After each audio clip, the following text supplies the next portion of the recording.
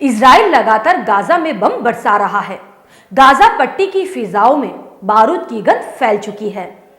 सड़कों पर लाशें पटी पड़ी हैं और आम जिंदगियां सिसक रही हैं।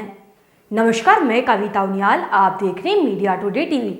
इजराइल हमास युद्ध की सूरत हाल लेकर एक बार फिर मैं आपके सामने हाजिर हूं। इजराइल और हमास के बीच छिड़ी जंग का आज छठा दिन है। दोनों तरफ से अब तक 3600 से ज्यादा लोग मारे जा चुके हैं। इजराइल ने गाजा में इमारतों, यूनिवर्सिटियों और मस्जिदों को तबाह कर दिया है। वहीं हमास भी लगातार इजराइल में रॉकेट बरसा रहा है।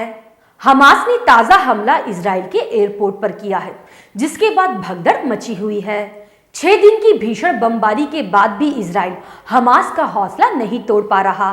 तुर्की के राष्ट्रपति एर्दोगान, जो इस मसले पर अभी तक नरमी बरत रहे थे, उन्होंने भी इजराइल पर सख्ती दिखाना शुरू कर दिया है। खबर में आगे बढ़ने से पहले मैं हमास और इजराइल की युद्ध की अपडेट के साथ साथ आपको उन अफवाहों के बारे में भी बताऊंगी जो जंग को लेकर फैली हुई हैं। कुछ चैनल आपको बता रहे हैं कि चेचन्या के लड़ाके इस जंग में कूद चुके हैं, तो कुछ खबरें ऐसी भी आ रही हैं कि तालिबान इस जंग में हिस्सा लेने के लिए ईरान से रास्ता मांग रहे हैं। ये सारी खबरें झूठी और बेबुनियादी हैं। तालिबान ने इन सभी दावों का खंडन कर दिया है। उन्होंने ना तो किसी देश से रास्ता मांगा है और ना ही अपने सैनिकों को इस जंग में भेजने का फैसला किया है। तालिबान ने सिर्फ इस हिंसा को कंडेम किया है और शांति की अपील करते हुए इसकी निंदा की है। ठीक उसी तरह चेचन्या के लड़ाके ना तो इस जंग में शामिल हुए हैं और ना ही ऐसी कोई जानकारी है। अलबत्ता चेचन्या के कमांडर रमजान कादिरोव का एक बयान सामने आया है, जिसमें उन्होंने फलस्तीन में शांति कायम करने के लिए अपने सैनिकों को भेजने का ऑफर दिया है। यहाँ आपको ये बताना जरूरी है कि शांति सैनिक जंग के लिए नहीं जाते, उनका काम तनाव को कम करना है। हमास इस जंग को अकेला लड़ रहा है।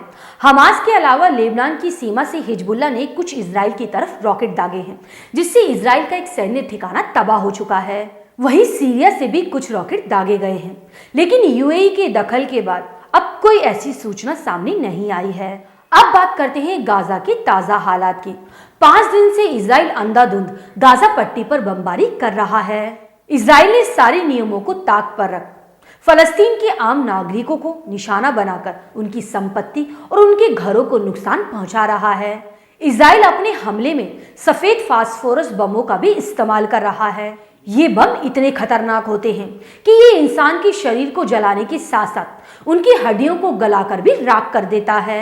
संयुक्त राष्ट्र ने सफेद फास्फोरस के इस्तेमाल पर प्रतिबंध लगा रखा है, उसके बावजूद इजराइल इसका इस्तेमाल कर रहा है और संयुक्त राष्ट्र आंखें मूंद बैठा है। इजरायली आतंकवाद का समर्थन करने वाले भी इसे आतंकवाद कहने को तैयार नहीं है, क्योंकि उन्हें लग रहा है कि इजराइल बदला ले रहा है। लेकिन 1948 से इन्हीं इरादों के साथ इजराइल फलस्तीनियों पर जुल्म कर रहा है और दुनिया चुप बैठी है। उधर कल अमेरिकी युद्धपोत के इजराइल पहुंचने के बाद एर्दोगान ने सख्ती दिखानी शुरू कर दी है। एर्दोगान ने कल अमेरिकी बेड़े को लेकर नाराजगी जताते हुए रूसी राष्ट्रपति व्लादिमीर पुतिन से फोन पर बात की थी। आज एर्दोगान ने सीधे इजराइल के प्रधानमंत्री बेंजामिन नेतन्याहू को चेतावनी दे डाली। एर्दोगान ने कहा है कि इजराइल गाजा में एक देश की तरह नहीं, बल्कि एक आतंकवादी संगठन की तरह पेश आ रहा है। उन्होंने कहा है कि अगर इजराइल ऐसा ही करता रहा तो एक दिन वो खुद ही तबाह हो जाएगा। एर्दोगान ने आगे कहा कि इजराइल को ये नहीं भूलना चाहिए कि वो एक देश है, ना कि एक संगठन। उन्होंने कहा है कि नागरिक स्थलों पर हमला करना, नागरिकों की हत्या करना और मानवीय सहायता को रोकना ये काम किसी देश का नहीं, बल्कि एक संगठन का है।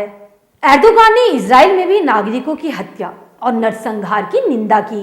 उन्होंने कहा है कि हमारा मानना है कि युद्ध में एक नैतिकता होनी चाहिए और दोनों पक्षों को इसका सम्मान करना चाहिए। दुर्भाग्य से इजराइल और गाजा में इन सिद्धांतों का उल्लंघन हो रहा है। अगर आपको न्यूज़ अच्छी लगे तो न्यूज़ को लाइक करें। अगर आप हमारे चैनल पर नए हैं तो हमारे मीडिया टुडे टीवी चैनल को सब्सक्राइब करें और हाँ, बेल आइकन को जरूर प्रेस करें ताकि मेरी न्यूज़ सबसे पहले आप तक पहुंचे। आपकी इस खबर पर क्या राय है मुझे कमेंट करके जरूर बताइएगा। अब मैं आपको जल्द ही अगली अपडेट के साथ मिलूंगी। शुक्रिया।